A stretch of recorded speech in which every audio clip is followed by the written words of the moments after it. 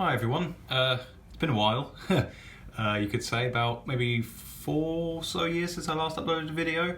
I thought I might just do a little something just because I've been getting quite a few new subscribers recently, which is a really weird phenomenon. I'm not entirely sure why. Maybe it's YouTube's algorithm because God knows what's happening with that. I thought I would just do a video of me building some Lego just like old times. And just as I do it, talk you through what's been going on with me. So yeah. The one I ended up picking up in the end was the 20th anniversary Anakin's Pod Racer, mainly because obviously it's 20 years of Lego Star Wars, 20 years of Phantom Menace. This is the first one I saw at the cinema. People of my generation grew up with the prequels, and obviously there's a whole generation of us who in the YouTube Lego Star Wars boom of 2006 to 2000, and I don't know, I mean, I guess it's still going. To be honest, I haven't really watched any new stuff people have been putting out recently. I have literally no idea what's going on.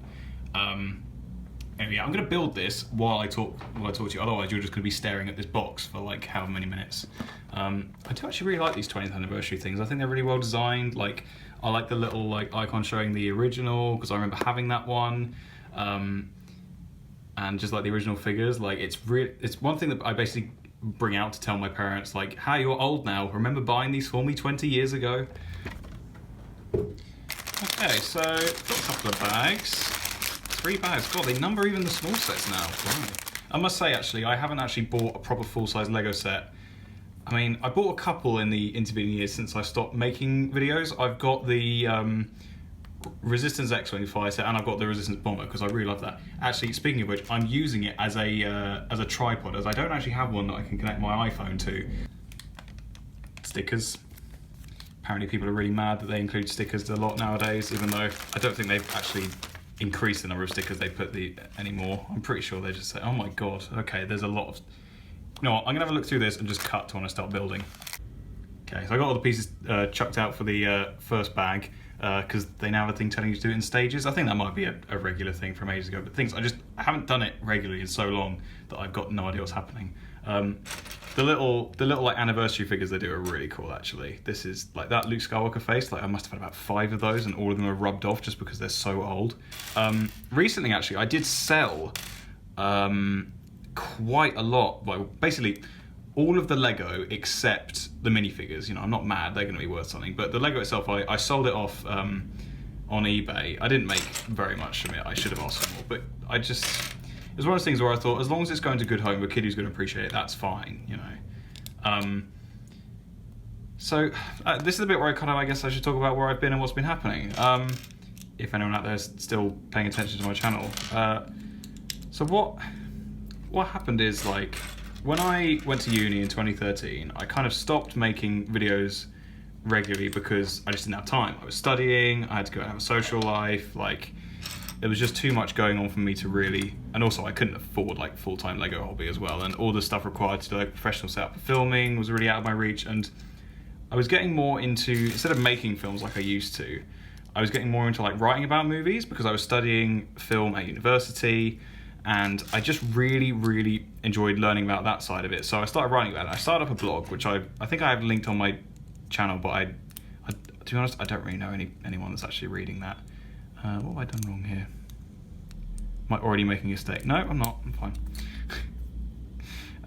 So I started writing about movies. I started writing film reviews and articles and stuff, and I've been doing that solidly 6 years now, nearly. It'll be this September.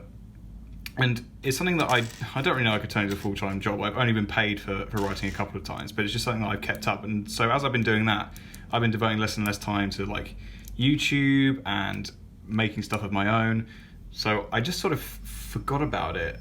During my early months at uni, I thought, oh, maybe I could get back into it, maybe. And I started putting something together, and I was going to do this film that had all the old YouTubers, oh god, Supreme Dalek Done, Fire Guy 789, Remake 223, god, the names, Gareth Pugh, all those people, and basically make their minifigure avatars, have a big fight, Battle of the Brick Filmers.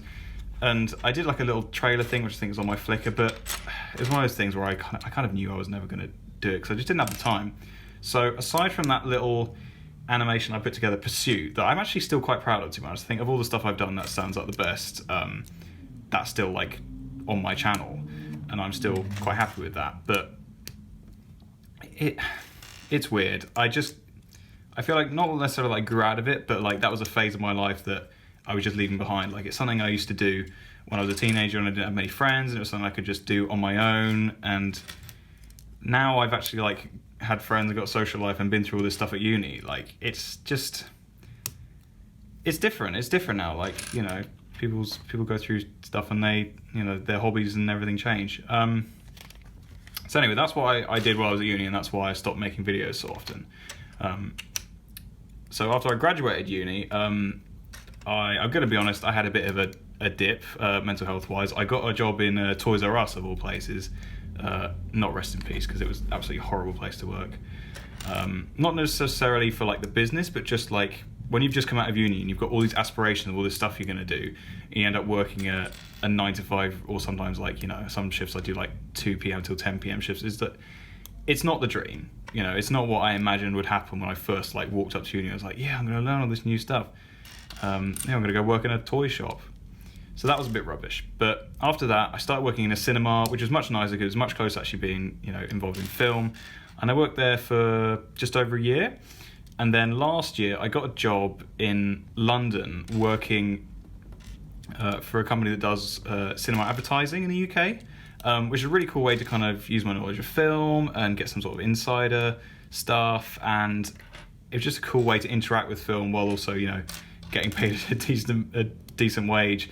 And it meant that I was working in London. So my girlfriend and I, who I've been with since about January last year, we've now rented a place that I'm filming in right now in London. So that's really exciting. It's something I've always dreamed about. It's something that I go to every now and again for like the odd press screening for a film review. I'd be like, wow, London, it's amazing. I really want to like live and work here. And now I'm doing that, and it's really, really great. So I was commuting from where I used to live in Cambridge for a while before I moved to London, and that was just, I'm gonna say right now, it's not fun, that commute, especially every day, with Cambridge buses being as unreliable as they are. A long story short, I was just tired all the time. I was absolutely exhausted. So yeah, now I've moved to London, and I'm within range of, you know, all these great cinemas. Like London is like the heart of cinema for the UK, obviously. And that's just absolutely great. So I'm seeing as much as I can. I've seen some really amazing films this year. Like just today, there's a film out, Apollo 11, documentary about the moon landings, but it's all made with this amazing footage they found and restored, and it looked absolutely incredible. You got to check it out. I think it's already been out in the States, but it's come out in the UK just this week. With a little cockpit. That's where a little orphan Annie sits. I won't put the stickers on just yet, because trying to do that while talking is just gonna drive me absolutely insane. Okay, so I put the main like fuselage bit together, like the cockpit and the invisible like handle. This is really cool, by the way. Like, I know this makes me sound like an old man, but honestly, the kids who are building these Lego models today have got it so good. Like, they've got like, you know, all the minifigures have printed arms and legs and like back torso printing, and they have these cool like carry handles. Like the new Tantive 4 model has like a carry handle hidden in it. Like, it's just amazing. Like the Lego's come on so far. Like the new like Ultimate Collector series looks amazing. That Apollo 11 rocket, by the way, I've got my eyes on that. That is incredible. And the new Lunar Lander looks great. Like, having dipped out of it for a couple of years and just sort of keeping an eye on the sides, like seeing how it's developed like while I've been away is just amazing.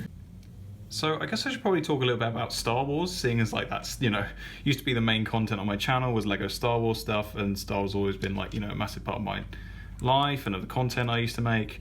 I think Star Wars is in a pretty good place at the moment, to be honest. Like, when I was back making videos, all we really had was the Clone Wars and the Force Unleashed games, and like obviously I know nowadays like, everyone looks back on the Clone Wars, this amazing thing, but back then we kind of weren't really sure. Like, it was just this animated show that we watched because we had nothing else, and it was what so many YouTubers like that are now like, still huge now. Like, think about, you know, Solid Brick Studios, who, you know, formerly Lego Boy 1 through 8.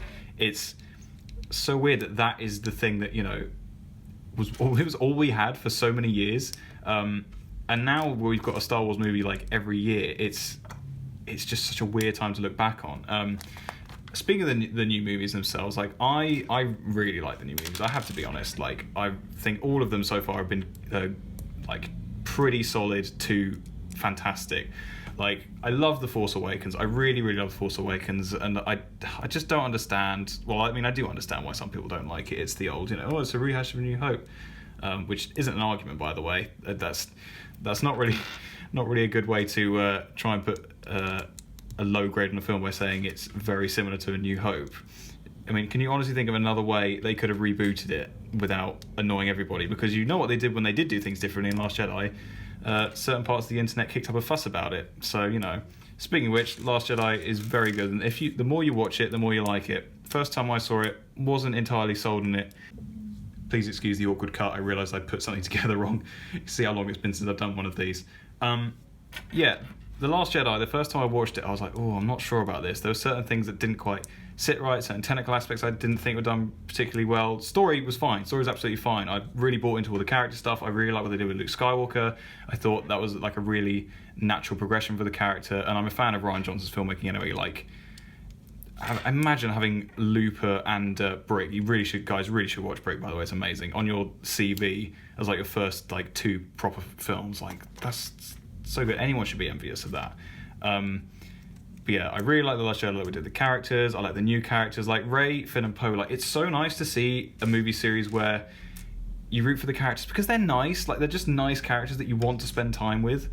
Like, obviously, a lot of people have investment in things like the Marvel movies, but a lot of them are just a bit snarky, and I'm not sure I could stand spending more than 5 minutes in a room with them at a time. Whereas like Rey, Finn, and Poe, like I want to go on adventures with these guys. I want to see what happens to them. I care about them. And, I'm going to be an absolute blubbering wreck at the end of Rise of Skywalker, whatever happens to them.